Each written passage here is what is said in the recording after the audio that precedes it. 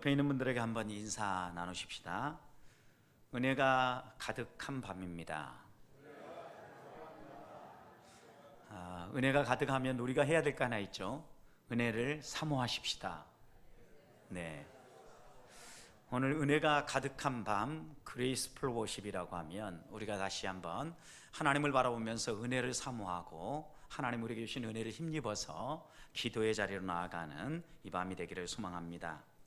오늘 이 밤은 특별히 피택된 직분자들 26일 오후 3시에 임직식을 하게 되는 피택된 직분자들이 헌신을 다짐하며 함께하는 기도회입니다.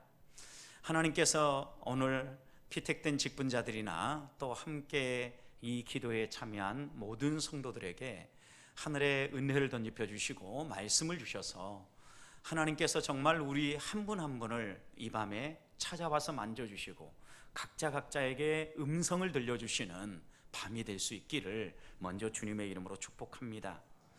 하나님이 한 사람 한 사람을 선택하고 하나님의 자녀로 불러주셨다는 것, 이것은 하나님이 우리에게 베풀어 주신 가장 크고 놀라운 복입니다. 그래서 성도에게 있어서 가장 존귀한 이름이 있다고 하면 평범한 사람이 아니라 나를 하나님의 사람, 거룩한 사람, 성도로 불러주셨다는 것입니다. 하나님이 이렇게 성도라는 귀한 자리에 우리를 불러주셨는데 그런 사람들 가운데에서도 특별히 우리를 직분을 감당하도록, 직임을 감당하도록 여러 직분자로 불러주셨습니다. 장로님으로, 안수 집사님으로, 또 권사님으로, 또 집사님으로 여러 가지 다양한 직분으로 우리를 불러주셨는데 하나님께서 우리를 불러주신 데에는 이유가 있습니다. 하나님이 주신 은혜를 나만 받고 누리는 것이 아니라 이 은혜를 우리 주변에 있는 사람과 함께 나누면서 하나님이 허락하신 이 교회라는 공동체, 하나님의 존귀한 이 공동체가 더 멋있게 하나님 나라를 보여주는 공동체로 아름답게 세워지기 원하셔서 하나님께서 직임을 주시고 직분자를 세우고 또 이런 직분자들로 하여금 충성하며 섬기게 하셨다는 말씀입니다. 오늘 우리가 함께 읽은 본문의 말씀은 소아시아 7교회에 우리 주님께서 주시는 말씀이죠. 7교회들 가운데 칭찬을 받은 교회도 있고 책망을 받은 교회도 있습니다. 또 어떤 교회는 책망만 받은 교회가 있습니다. 또 어떤 교회는 칭찬만 받은 교회가 있습니다. 근데 오늘 우리가 함께 읽은 이 서머나 교회는 칭찬만 받은 교회 가운데 하나입니다. 저는 그런 점에서 세워지는 우리 직분자들이 우리 주님께 칭찬만 받는 일꾼들이 되어지고 또 함께 기도하며 세워가는 우리 모든 성도들의 모임인 우리 보백교회가 하나님의 칭찬만 받는 그런 교회가 될 수 있기를 주님의 이름으로 먼저 축복합니다.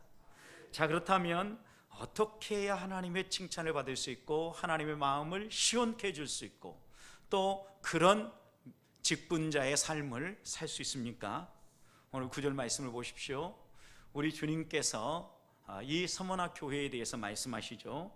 내가 너의 환난과 궁핍을 알고 있다. 그러나 내가 실상은 너를 보니까 너는 부요한 사람이다 라고 이렇게 얘기하죠.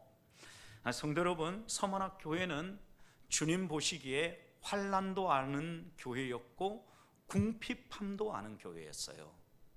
그런데 주님이 보실 때 주님의 눈으로 이들을 곰곰이 살펴보니까 이들은 어떤 사람들이었어요? 부유한 사람들이었다 라고 이렇게 평가하시지 않습니까? 그런데 여러분, 왜 서머나가 환난을 받은 교회고 또 궁핍함 가운데 있는 교회였겠습니까? 서머나는 당시에 에베소와 맞먹는 아주 큰 도시였다고 합니다. 왜냐하면 그 당시에 1세기잖아요. 1세기. 그 당시에 도시가 약 10만 명의 시민을 가진 그런 도시였다고 합니다. 여러분, 1세기 시대에 10만 명이 모이는 그런 도시였다. 어마어마한 도시죠. 우리 성지답사 다녀오신 분들 이스라엘 가운데 그 1세기에 번성했던 도시들의 흔적들을 보십시오. 특별히 항구를 중심으로 해서 발달했던 가이사라와 같은 이런 도시들, 여러분 그 도시에 물이 없으니까 헤롯 대왕 같은 경우 물을 15km나 떨어진 데서 그렇게 큰 수로를 아예 산에서부터 가이사라 항구까지 끌어오지 않습니까? 여러분, 얼마나 힘이 있었으면 이런 일들이 가능했겠습니까? 그런데 이 서머나라라는 이 도시도 10만 명이나 되는 이런 시민을 가지고 있는 도시였을 뿐만 아니라 그 당시에 이 소아시아 가운데 아시아의 꽃이다 라고 이야기할 정도로 아주 아름답고 부유한 도시였다고 합니다. 여러분, 그런데 아름답고 부유하고 또 크고 많은 사람이 머무는 곳이고 문명이 발달하고 살기 좋은 도시라고 하면, 여러분, 이런 데에서 신앙생활하기도 좋고 또 환난도 없고 오히려 하나님을 더 잘 섬길 수 있으면 좋지 않겠습니까? 예를 들면 살기도 없고 먹고 살기도 힘들고 고통스럽고 자유함도 없는, 예를 들어 북한과 같은 땅을 생각해 보십시오. 신앙생활하기 매우 힘들잖아요. 그런데 우리 자유대한, 어떻게 생각해 보면 먹고 살기도 좋고 환경도 좋고 조금만 뭔가를 하면 누릴 수 있는 이런 곳에서 신앙생활하기 훨씬 더 좋을 것 같잖아요. 그런데 여러분, 우리의 영을 놓고 본다고 하면은요, 신앙생활하기는 어디가 더 좋은 곳이에요? 답이 안 나오죠. 차라리 북한이라고 말하기는 어렵고, 그렇다고 우리나라라고 얘기하니 좀 마음에 걸리고. 여러분, 둘 다 좋지는 않아요. 지금 상황으로 보면 둘 다 우리가 그 마음속에 품을 만한 곳이 안 돼요. 왜냐하면 북한은 너무 속박되어 있고 힘든 곳이고요. 왜냐하면 예수 믿는 사람을 오히려 더 핍박하고 또 이렇게 강제 수용소에 보내는 이런 보고들이 자주 나오고 있지 않습니까? 또 우리나라도 보십시오. 요즘은 여러 가지 이유 때문에 신앙생활하는 게 참 어려운 그런 나라가 되어버렸어요. 여러분, 우리의 환경을 놓고 본다면 차라리 우리 부모 세대의 신앙생활하기가 훨씬 더 좋았고, 그때는 믿음으로 무언가를 결정하며 나아가려고 하면 오히려 그 믿음의 결단들이 잘 지켜질 수 있는 더 좋은 환경이었다는 거죠. 아마 이 서머나라는 지역도요, 문명이 발달하고 많은 사람들이 모이고 부유한 도시이다 보니까 하나님의 말씀대로 살아가기에 참 어려웠던 것 가운데 하나는, 그런 곳에는 항상 따라오는 것이 있지 않습니까? 우상의 숭배, 쾌락을 조장하는 이런 여러 죄악상들, 그리고 더 나아가서 이방의 신전, 황제 숭배하는 항배 숭배처, 이런 것들이요, 이 서머나 지역에 아주 곳곳에 자리를 잡고 있었다는 겁니다. 여러분, 그런데 이런 환경 가운데서 나는 황제를 숭배하지 아니하고 예수님을 믿는다, 이렇게 고백하는 것은 여러 가지 기득권을 포기하는 일이었습니다. 위험천만한 일이죠. 그래서 여러분, 오늘 본문의 9절 말씀을 보면 우리 주님께서 너의 환난을 한다 라고 이렇게 얘기한 것이죠. 여러분, 이 환난이라는 단어가요, 쥐어짠다라는 의미예요. 압박을 가한다는 의미예요. 여러분, 이 단어가 주로 쓰여진 곳은 언제, 어떤 상황에서 쓰여지냐면요, 감람나무 열매 있죠. 감람나무 열매를 기름을 짤 때 어떻게 짭니까? 압축을 한다 그래요. 압축. 그래서 강하게 눌러서 이 기름을 짜내는데, 뭐 1차, 2차, 3차에 걸쳐서 짜내는데 그것에 의해서 감람류의 질이 좌우된다고 그러지 않습니까? 여러분, 이 환난이라고 쓰여진 단어가요, 이렇게 무거운 돌로 마치 우리를 눌러서 쥐어짜듯한 이런 고난을 이야기하는 거예요. 한번 이렇게 가정해 보십시오. 거대한 돌이 굴러와서 미처 피할 틈도 없이 아버지 돌 굴러가유, 그런데 이미 제 다리가 그 돌 속에 들어가 버렸어요. 다리만 들어간 것이 아니라 몸이 깔려 있다고 생각해 보십시다. 여러분, 어떨 것 같아요? 누군가가 이 돌을 옮겨주지 않으면 어떻게 돼요? 이 돌의 압박으로 말미암아 서서히 내 생명을 이어갈 거 아니에요. 고통이 한 번에 그냥 확 때리고 세상을 떠나게 되면 그나마 그래도 견딜만 하는데, 여러분, 이 고통이 그냥 한 번에 확 때리고 끝나는 고통이 아니라 어때요? 큰 돌이 와서 우리를 누르는 것처럼 계속해서 지속적으로 억압하고 누르는 이런 환난을 이야기하는 거예요. 그러니까 얼마나 힘든 상황이에요. 이런 상황이 이 서머나 교회에 임하고 있었다는 겁니다. 여러분, 그런데 1년에 한 차례 정도 황제 숭배에 대한 요구가 있었다 그래요. 내가 황배를 숭배합니다라고 하고 황배 신상에 제물을 드리고 절만 하면은 1년 동안 아무것도 안 해도 돼요. 그래서 그리스도인들에게도 한 번만 이렇게 해라 라고 이렇게 요구하는 일들이 자주 있었다고 그래요. 야, 1년 내에 한 번만 하면, 그리고 너가 믿고 싶은 대로 믿고 너가 살고 싶은 대로 살아도 되니까 그렇게 해라 라고 했음에도 불구하고 그리스도인들은 기꺼이 그것을 포기하고 그 길을 걷지 아니하고 믿음을 고백하고 예수 믿는 신앙을 가짐으로 말미암아 여러 가지 사회의 혜택으로부터 제외된 거예요. 그러다 보니까 경제활동이 제대로 안 됩니다. 나라에서 보호해줘야 될 부분들을 보호해주지 않습니다. 어떤 일이 벌어지겠습니까? 가난해지는 거죠. 왜냐? 상거래 자체를 못하게 하고 여러 가지 억압들을 하다 보니까 가난하고 곤핍한 삶을 살 수밖에 없는 거예요. 그래서 우리 주님은 이 서머나 교회를 향해서 너희들의 이런 믿음을 지키려고 애쓰면서 가난하게 사는 것, 곤핍하게 사는 것 내가 알고 있다, 이렇게 이야기하고 있는 거죠. 저는 오늘 우리 시대에 적용한다면 내가 조금만 세상과 타협하고 세상의 관행에 따라서 조금만 양보를 해도 더 많은 돈을 이익으로 남길 수 있고 또 이윤으로 남겨서 내 삶에 좀 더 풍요로움을 누릴 수 있는 유혹들이 얼마나 우리 사회에 많습니까? 그런데 믿음의 사람이기 때문에 과감하게 그것을 포기합니다. 저는 믿음으로 끝까지 가겠습니다. 이렇게 선택함으로 말미암아 기꺼이 곤핍한 가난한 삶에 우리 자신이 노출되는 거죠. 우리 주님은 이렇게 살아가는 서머나 교회, 또 오늘 우리 시대의 성도들을 어떻게 하신다고요? 알고 있다라고 말씀하신다. 성도 여러분, 그런데 이어지는 9절 말씀을 보십시오. 이렇게 알고 있다라고 얘기하면서 주님은 이 서머나 교회를요 재평가해요. 세상 사람들이 볼 때는 저 고난 많은 사람들, 그리고 저 가난한 사람들, 보잘것없는 사람들, 이렇게 사람들이 평가하고 이야기했지만 우리 주님은 이런 서머나 교회를 어떻게 재평가합니까? 실상은 그랬어요. 내가 그들의 속을 꿰뚫어 보니까, 그들의 속 실상을 내다 보니까 그들은 어떤 사람이에요? 부유한 사람이다. 성도 여러분, 여기에 믿음의 비밀이 있다고요. 성도가 어떻게 살아야 될 것인가를 보여주시는 말씀이에요. 또 우리 직분자들이 교회를 섬길 때 어떻게 섬겨야 될 것인지를 교훈해 주시는 말씀이에요. 많은 사람들이 교회를 섬길 때 물질로 교회를 섬긴다고 생각합니다. 천만의 말씀입니다, 여러분. 이 우주 만물을 창조하시고 만유의 주이신 하나님께서 교회에 필요하면 물질 주시지 않겠습니까, 여러분? 물질로 섬기는 게 아니에요. 오히려 물질이 있는 곳에 더 문제가 있어요. 지난 주간에 여러분 서초동에 있는 S교회 때문에 또 교회들이 지금 한마디 또 듣고 있지 않습니까? 불법을 자행한 거예요. 로비해서. 저는요 거기 가까이에 있는 N교회에서 14년 있다가 제가 여러분 만나서 같이 교회 시작하지 않았습니까? 아직도 잊어지지가 않아요. 제가 행정을 하고 대외적인 이런 사역을 감당할 때요,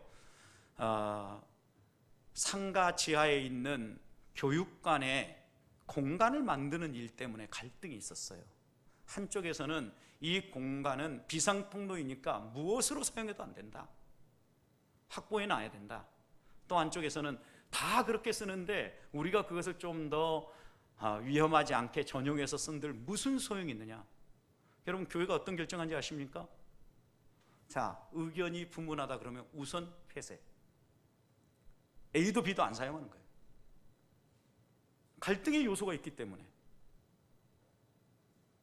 믿음의 길을 선택하며 나간다는 것은요, 기꺼이 우리의 기득권과 우리의 필요들을 내려놓는 거예요. 저는요 우리 장로님들을 존경합니다. 왜냐하면요 저희가 방화동에서 그 예배당을 살려고 할 때 여러 가지 유혹이 있었어요. 만약 그때 우리가 조금만 양보하고 그 예배당을 샀다고 하면 우리는 이보다 더 좋은 예배 초소에서 제2기를 열었을지 몰라요. 그런데 제가 존경하고 감사하는 것은요, 저는 성경적이지 않다고 생각합니다. 그때 장로님들은요 두말하지도 않았어요. 기꺼이 그 길을 함께 걸어가자고 어깨를 나란히 하고 믿음의 선택을 하며 걸어왔다고요. 이게 교회예요, 여러분. 이게 섬김이고 이게 직분자가 걸어가야 될 길이에요. 그래서 주님이 뭐라고 평가합니까? 이 서머나 교회를 향하여서 실상 속을 깨뜨려 보니까 그 사람들이 진짜 어떤 사람이다? 부유한 사람이다. 성도 여러분, 저희가 아무것도 없는 것 같고 항상 가난하고 무언가 나눌 것도 없는 것 같지만 누구보다 부유한 교회예요. 주려고 마음 먹으면요 줄 게 너무 많아요, 여러분. 왜요?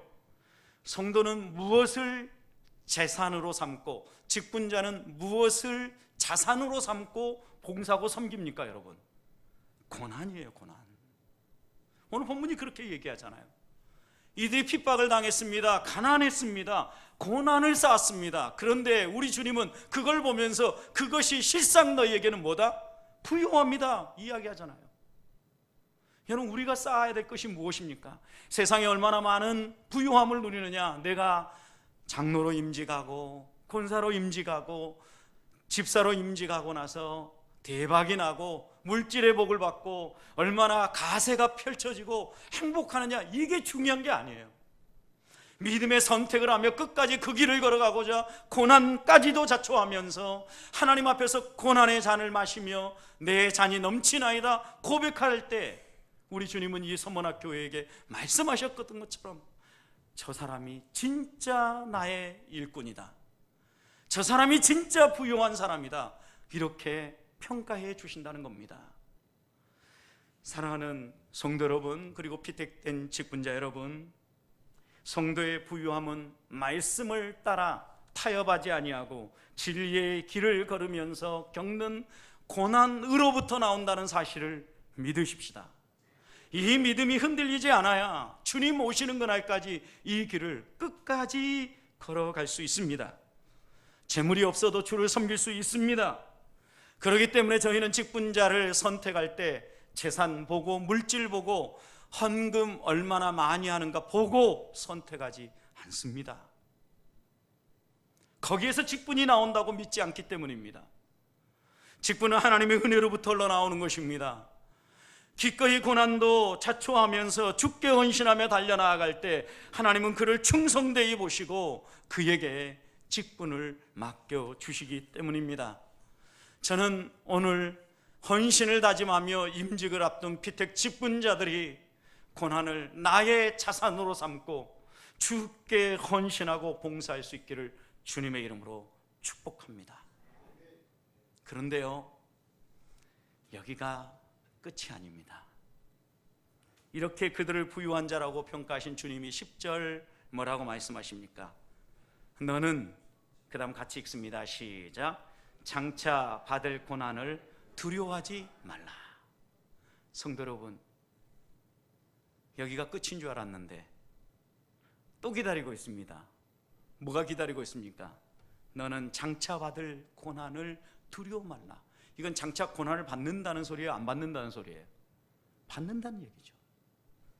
여러분, 직분 받기 전에도 여러분에게 여러 가지 어려움들이 있었겠지만 직분 받으면 또 다른 고난이, 오늘 본문에 이야기하는 것처럼 장차 받을 고난이 우리를 영접하려고 기다리고 있다는 겁니다. 그런데 우리 주님은 뭐라고 얘기합니까? 두려워하지 말아라. 두려워하지 말아라. 이유가 무엇입니까? 이어지는 말씀 보십시오. 마귀가 장차 너희 가운데서 몇 사람을 옥에 던질 거다. 다가 아니에요, 몇 사람입니다. 몇 사람을 옥에 던져 시험을 받게 할 거다. 그리고 얼마 동안입니까? 너희가 10일 동안이에요. 10일 동안 환난을 받으리라. 성도 여러분, 분명히 이야기하는 바가 있죠. 다가 아니라 몇 사람 옥에 가둘 뿐이고, 그 다음에 영원히 그러는 것이 아니라 10일이라는 한정된 시간 속에 잠깐 동안 고난받게 할 거다. 그러니 장차 너희들에게 고난이 다가온다 할지라도 어떡하지 말아라? 두려워하지 말아라. 그리고 나서 직분자들에게, 하나님의 직임을 받은 사람들에게 뭐라고 당부합니까? 이어서 내가 죽도록 충성하라. 그리하면 생명의 면류관을 주리라. 사랑하는 성도 여러분, 주님을 섬기며 살아가면 반드시 고난이 있는데 그 고난이 한 번 끝났다고 끝난 게 아니라 마치 위에서 누르면서 압축하고 짜내듯 쥐어짜듯 그 고난이 우리에게 지속될 수 있어요. 그리고 그것이 끝난 줄 알았더니 장차 고난이 또 우리에게 다가오는 거예요. 그럼에도 불구하고 두려워하지 말라는 거예요. 그럼에도 불구하고 우리에게 주신 이 사명, 이 직분을 감사히 받고 당당하게 이 길을 걸어가라는 거예요. 그러면서 우리에게 뭐라고 얘기합니까? 어떻게 하라고요? 충성하는데 어떻게 충성하라고요? 성도 여러분, 이 죽도록이라는 의미를 다시 한번 곰곰이 되씹어 보십시오. 여러분, 여기에 죽도록이란 단어의 의미가 무엇입니까? 여러분, 죽도록 첫 번째 의미는요, 죽을 때까지예요. 성도 여러분, 그러니까 우리는 죽을 때까지 고난은 끝난다, 안 끝난다? 안 끝난다. 고난은 나의 아픔이다, 나의 기쁨이다. 전자입니까, 후자입니까? 이제 불리하면 대답 안 하시죠? 나의 기쁨이다. 왜? 주님이 그 고난을 보면서 실상은 너희가 부유한 자다, 그것이 너희의 자산이다, 그것이 너희가 섬기는 섬김의 도구다, 이렇게 얘기하신 거잖아요. 여러분, 그러면서요, 주님이 우리에게 죽도록 충성하라, 이 말 속에는 첫 번째 의미가 죽을 때까지예요. 한 고비를 넘어가고 나니까 끝난 줄 알았더니 그 다음에 또 뭐가 기다려요? 두 번째 고비가 기다리고 있어요. 두 번째 고비를 넘었습니다. 끝난 줄 알았더니 세 번째 고비가 또 기다리고 있습니다. 언제까지? 죽을 때까지. 성도는 우리가 하나님 앞에서 직분자로 헌신하든 또 성도로서 헌신하며 나아가든 이간에 하나님이 우리에게 헌신하라고 하는 이 충성의 사명은요, 언제까지다? 죽을 때까지다. 또 우리 은퇴하신 장로님들 계신데 현역에서 열심히 뛰고 은퇴하셨으니까 이제는 해방이십니까? 하나님이 지금 뭐라고 우리에게 얘기하십니까? 죽을 때까지다. 죽을 때까지, 부르실 때까지. 여러분, 저도 목사로 임직하고 하나님 앞에 헌신하며 이 길을 걸어왔는데 하나님이 언제까지 이 길을 섬기라고 얘기하는 거예요? 죽을 때까지. 죽을 때까지. 직임에서는 은퇴해도 목사의 이 직분은 끝나요, 안 끝나요? 안 끝나요. 그래서 우리는요, 권사님, 안수희 집사님, 장로님, 그리고 저와 같은 목사님, 이런 분들의 직분을 무슨 직분이라 그래요? 끝나지 않는 직분, 항존직이라고 그래요. 여러분, 우리가 항존직이라고 자랑하기 전에 죽을 때까지 우리는 충성서약을 하는 거예요. 누구에게? 하나님에게. 그게 뭐예요? 임직식이에요. 여러분, 하나님 앞에서 우리가 다시 한번 우리의 마음을 다잡아야 돼요. 지금이라도 나는 안 되겠다, 포기하십시오. 그러면 하나님이 주시는 은혜와 복을 걷어차는 거예요. 하나님이 우리를 충성되이 보고 지금 복 중의 복을 우리에게 준비하여 있는데 죽을 때까지 이 길을 걸어가겠느냐 묻는 거죠. 여러분, 갈릴리 해변가에서 베드로를 만나주신 우리 주님께서 내가 나를 사랑하느냐 왜 세 번씩이나 물으셨을까요? 한 번만 물어도 그 마음 아실 텐데 왜 세 번이나 물으셨을까요? 하나님이 부르실 때까지, 죽을 때까지 너 나 사랑하니? 라고 물으신 거죠. 여러분, 우리가 3-4번 묻는다, 의미가 다양하잖아요. 여러분, 저는 우리 직분자들 그리고 또 함께 믿음의 길을 걸어가는 믿음의 동역자들이 죽을 때까지 하나님의 말씀 붙잡고 충성을 다하며 달려갈 수 있는 주의 자녀들이 되기를 축복합니다. 두 번째 의미는요, 죽기를 각오하고 해요. 충성은 하는데 죽도록 하라는 것은 죽음을 각오하고, 다른 말로 표현하면 생명을 걸고, 또 다른 말로 표현하면 목숨을 걸고, 이런 의미예요. 여러분, 이 말의 의미는 뭐예요? 내가 어떤 일에 목숨을 걸었다, 이 말의 의미는 뭐예요? 모든 것을 걸었다라는 거죠. 나의 모든 것을 걸었다. 하나님 앞에 충성을 하는데 어떻게 충성하라는 거예요? 최고의 충성을 하라는 거예요. 최선의 것을 들여서 최고의 섬김을 만들어내라.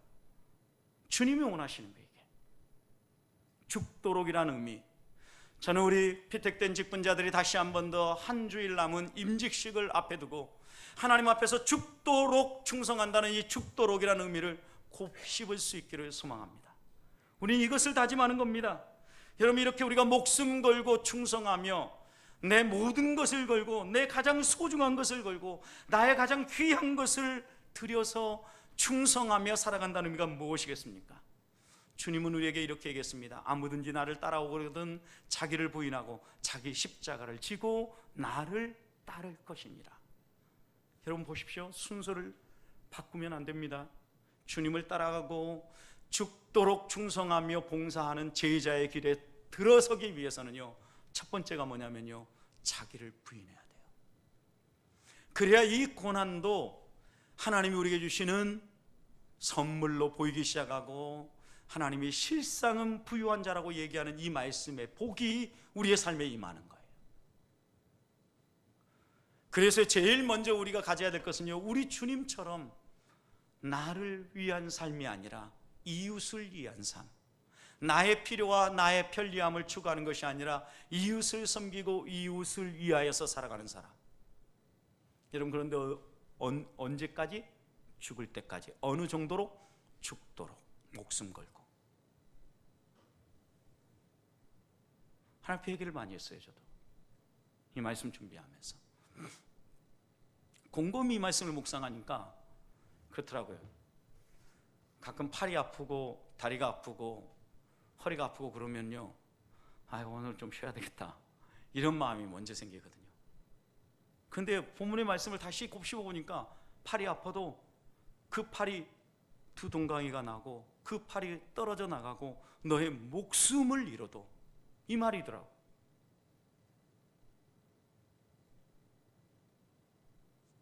하나님 앞에서 말씀을 묵상하면 묵상할수록요, 부끄러운 저의 모습을 보게 돼요.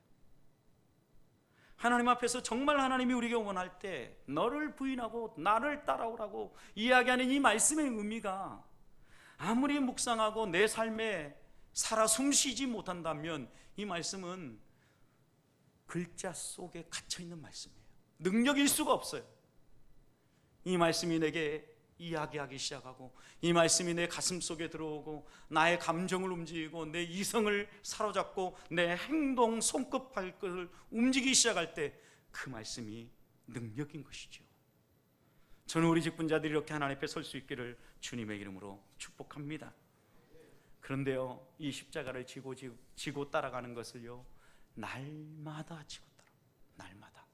바울은 그래서요, 나는 날마다 죽는다 그랬어요. 날마다 나를 쳐서 복종시켜주고 우리가 날마다 하나님 앞에 점검해야 돼요. 내가 직분자로서, 목사로서 이제 목사 안수 받은 지 몇 년이 지났으니까 이게 없습니다. 여러분, 날마다입니다. 그래서 우리 직분자들에게 신방하면서 제가 당부드린 게 있어요. 저도 목사가 되어서 이제 안수 받은 지가 20년 이상 넘어가니까 이게 타성에 젖을 때가 있거든요. 그럴 때마다 새해를 맞이할 때마다 제가 신방하면서도 나눴던 것처럼요, 다시 다지는 게 있어요. 내가 어떤 마음으로 하나님 앞에서 이 목사의 서약을 했던가, 그때 내가 하나님 앞에서 어떻게 다짐하고 어떤 기도문을 썼던가 기억하거든요. 저는요, 목사 후보생 시험 볼 때부터 기억나요. 면접하셨던 한성교회 김진택 목사님 잊을 수가 없어요. 면접하시면서도 성경을 읽으면서 야, 목사가 되겠다라는 것은 얘네들은 지금 후보생 시험을 치르지만 평생 말씀과 사는 길이야. 여러분, 그 어르신이 성경을 읽었으면 얼마나 많이 읽었겠습니까? 그런데요, 면접하고 시간이 나면 틈틈이 보는 그 자리에서요, 본을 보이며 성경을 읽으시는 거예요. 이게 믿음의 길이구나. 끝까지 날마다 나를 처복종시키며 하나님 앞에서 내가 다짐했던 이 길에서부터 옆으로 가 있지는 않은가, 다시 한번 그 좌표에 내 삶을 비추어 보고, 하나님, 지난 한 해 달려온다고 달려왔는데, 지난 한 달 제가 달려온다고 달려왔는데 제 마음이 연약해서 또 제 사람의 생각이 앞서서 곁길로 빠졌습니다. 용서해 주십시오. 처음 직분을 받을 때 하나님 앞에 다짐하고 고백했던 것처럼 다시 일어서서 나아갈 수 있는 은혜를 구합니다. 도와주시옵소서. 이 기도가 절로 나오더라는 거죠. 성도 여러분, 우리가 이렇게 하나님 앞에서 직분을 가슴에 새기고 따라가야만 주님이 부르시는 그 길 끝까지 따라갈 수 있습니다. 사람들에게 어떤 인정을 받는 것이 중요한 게 아닙니다. 하나님께 인정을 받으면 사람들에게 인정받는 것은 자연스럽게 그 다음 따라오게 되어 있습니다. 내 속사람, 내 중심을 살피시는 그 하나님 앞에서 나는 정말 환난과 곰핍함까지도 기꺼이 하나님께서 주시는 나의 자산이고 섬김의 자료라고 생각하고 기쁨으로 감사하며 걸어가고 있는가? 하나님 앞에 죽도록 충성하며 걸어간다는 이 말씀의 의미를 나는 이해하고 섬기고 있는가? 이 말씀을 가슴에 새기고 나아가면 우리 주님의 약속이 있습니다. 뭐라고 말씀하셨습니까? 죽도록 충성하라. 10절 후반절. 그리하면 내가 내게 무엇을 주리라? 생명의 관을, 영생의 관을 주리라. 영생의 면류관, 생명의 면류관, 우리들이 소망했던 바로 그 복락 아닙니까 여러분? 11절 말씀도 보십시오. 귀 있는 자는 성령이 교회에게 하시는 말씀을 들을지어다. 이기는 자는, 그 다음 뭐라 그랬습니까? 둘째 사망의 해를 받지 아니하리라. 여러분, 한 번 태어나서 두 번 죽는 사람이 있는 반면에 두 번 태어나서 한 번 죽는 사람이 있다는 거죠. 물과 성령으로 거듭나서 두 번 죽지 않는 것, 둘째 사망에 빠지지 않는 것, 지금 그거 얘기하고 있는 거죠. 여러분, 영생의 복락을 이야기하고 생명에 관해 대해서 얘기합니다. 영생의 삶, 하나님 나라에서 우리가 참된 복락을 누리는 것. 바울이 왜 날마다 자신을 쳐서 복종시켰습니까? 내가 다른 사람을 복음을 전해서 구원하고 오히려 나는 실족하여서 구원받지 못하는 이런 아픔이 생기지 않도록 날마다 나를 쳐 복종시킨다. 하나님이 나를 충성되이 보셔서 직분을 맡겨주시고 성도를 섬기게 하고 교회를 받들어 섬기게 했는데 잘 섬긴다는 미명 아래 오히려 내 신앙은 잃어버리고 내 영혼은 바닥에 떨어지진 않았는가? 스스로 점검하며 나오라고 오늘 우리 주님은 죽도록, 죽을 때까지 목숨 걸고 너의 모든 것을 걸고 충성해라 당부하고 있는 겁니다. 오늘 이 말씀 따라 다시 한번 마음에 새기면서 우리 모든 성도들뿐만 아니라 하나님 앞에서 직임을 다짐하며 다가오는 토요일 임직식을 준비하고 있는 모든 피택 직분자들에게 죽도록 충성하신 이 은혜의 말씀이 가슴 깊이 새겨지시기를 주님의 이름으로 축원드립니다.